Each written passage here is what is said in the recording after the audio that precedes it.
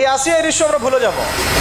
এই যে মেয়েটা কাতরাতে কাতরাতে মারা গেল আজকে, বেশি দিন সময় লাগবে না, 1 মাস 2 মাস হাইয়েস্ট 3 মাস। এর আগেও বহু ইস্যু আমরা এসেছে ভুলে গেছি, একটার পর একটা এসেছে, একটার পর একটা ভুলে গেছি আমরা। আপনারা দেখে নিয়েন 3 মাসের মধ্যে এই মেয়েটাকে সবাই ভুলে যান এবং যাবো ভবিষ্যতে। লিখে নেন আপনারা, এই বাচ্চার কথা কেউ মনে রাখবে না, এই বাচ্চাটার কথা কেউ মনে রাখবে না। 3 মাস পরে, 6 মাস পরে, 1 বছর পরে আরো নতুন ইস্যু আসবে, আরো নতুন পাপ হবে, আরো বড় বড় ঘটনা ঘটবে। এরপরে মানুষ এই বাচ্চাটাকে ভুলে যাবে। এই বাচ্চাটা কি তার মৃত্যু যন্ত্রণা ভুলতে পারবে? তার সম্মানহানি ভুলতে পারবে? তার পিতামাতাকে ভুলতে পারবে? এখন প্রশ্ন হচ্ছে, তার পিতাকেও যদি আমরা জিজ্ঞাসা করি, ইসলামে রেপের শাস্তি হচ্ছে মৃত্যুদণ্ড, আর ব্যভিচারের শাস্তি হচ্ছে অর্ধেক কোমর পর্যন্ত পুঁতে পাথর নিক্ষেপ করে হত্যা করা, এবং বিবাহিত ব্যক্তি হলে এই শাস্তি, অবিবাহিত হলে 100 বেত্রাঘাত, 1 বছরের নির্বাসন এবং সমাজ থেকে বয়কট করা, আর ধর্ষণ হলে সরাসরি মৃত্যুদণ্ড। 3 মাস সময় লাগার কথা না, 3 দিনের মধ্যেই করা সম্ভব। এটা শরিয়া আইন, এটা আল্লাহ রাব্বুল আলামিনের শরিয়া বিধান। এখন তারাও কি এটাতে রাজি হবে? যারা শোক প্রকাশ করছেন তারা কি এই বিধানটা কার্যকর করতে রাজি হবেন? যে ধর্ষককে সবার সামনে প্রকাশ্যে মৃত্যুদণ্ড দেওয়া হোক, শরিয়া আইন কার্যকর করা হোক? রাজি হবেন না। কারণ আপনারা বলবেন এটা করতে গেলে বাংলাদেশ থেকে মৌলবাদী রাষ্ট্র হয়ে যাবে।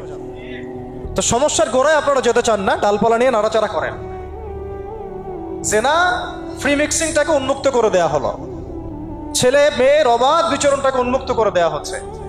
একটা চরম ক্ষুধার্ত মানুষদের সামনে যদি আপনি খাবারকে উন্মুক্ত করে রাখেন, এরপরে যদি কেউ জোর করে খাবার খেয়েও ফেলে, শুধু কি আপনি খাদকের দোষ দিবেন?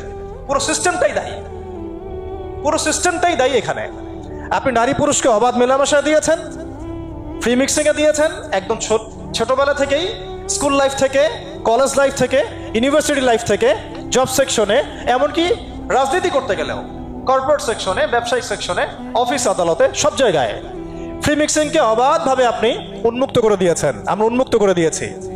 এর উপরে ছড়িয়ে দিয়েছি পর্নোগ্রাফি। পর্নোগ্রাফি সবার ফোনে ফোনে। পর্নোগ্রাফি দেখতে থাকলে একটা মানুষ বাচ্চাকে না, কয়েকদিন পরে পশুর সাথেও জেনা করতে পারে। যদি সামনে দেখেন যে মানুষ পশুর সাথে জেনা করেছে, আপনার অবাক হতে পারেন, আমি অবাক হব না। কারণ পর্নোগ্রাফি মানুষকে পশুর সাথেও জেনা করতে শেখাবে। বাচ্চা তো কিছুই না। এর উপর আছে বিবাহ বহির্ভূত সম্পর্ক, ব্যভিচার, জিনা, ফ্রি মিক্সিং, ভ্যালেন্টাইন্স ডে এর মতো দিবসগুলো পালন করে ছেলে মেয়ের অবাধ মেলামেশা। আর এই জেনাগুলোকে আমরা বলছি কাছে আসার গল্প, যেখানে ওর উপরে 100 বেত্রাঘাতের শাস্তি অলরেডি মজুদ হয়ে গেছে। আর কতগুলো যে জেনা হয়েছে এটা তো আল্লাহ পাক ভালো জানেন। একটা দুইটা তো করে নাই, একটার পর একটা চেঞ্জ করেছে। বিবাহিত ব্যক্তি পর্যন্ত অন্যের স্ত্রীর সাথে জেনা করেছে।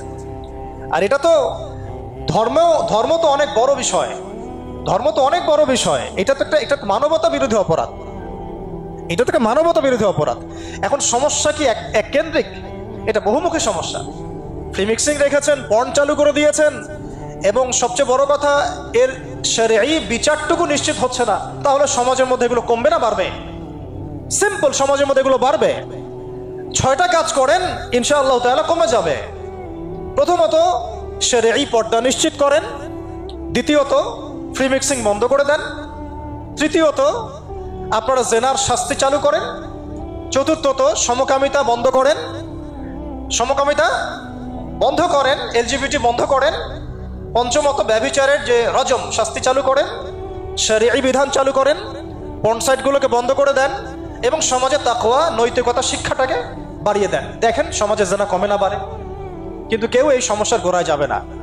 একটা ইস্যু আসবে, একটা ইস্যু যাবে। আজকে আপনার বোন তো কালকে আমার বোন, কালকে অমুকের বোন, কালকে তার মেয়ে, নিজের ঘর পর্যন্ত চলে আসছে। আর কয়টা রিপোর্টই বা আমাদের সমাজের সামনে আসে?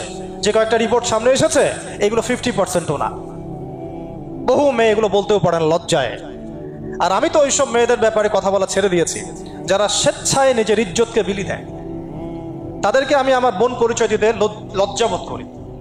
সমাজ থেকে গায়রত, ব্যক্তিত্ব, পর্দা, শালীনতা, হিজাব এগুলো উঠিয়ে দেওয়া হয়েছে। আপনারা কি দ্বীনি অঙ্গনের তসলিমা নাসরিন হতে চান নাকি? তারা কি দ্বীনি অঙ্গনে তসলিমা নাসরিন হতে চান? কেন আপনি একটা ছেলের সাথে হারাম সম্পর্কে জড়াবেন? কেন প্রেম করতে যাবেন? কেন আপনি তার সাথে বাইকে করে ঘুরতে যাবেন? কেন আপনি আপনার বন্ধুদের সাথে ফ্রি মিক্সিংয়ে ঘুরতে চলে গেলেন? 3 দিনের রাস্তা, 7 দিনের রাস্তা, 10 দিনের রাস্তা, অথচ আপনার উপর হজও ফরজ না মাহারাম ছাড়া। না আপনি পর্দা মানছেন, না মাহারাম মানছেন। আর সমাজে না আছে ইসলামী শরিয়া আইন অনুযায়ী বিচার, আর না আছে পর্ন বন্ধের উদ্যোগ, আর না আছে ফ্রি মিক্সিং বন্ধের উদ্যোগ। তো আপনার ইজ্জত চলে গেলে কে ফিরাই দেবে আপনাকে? আমি তো আপনার ভালোর জন্যই কথা বলছি। সমস্যা হচ্ছে আমরা সমস্যার গোড়ায় যেতে চাচ্ছি না।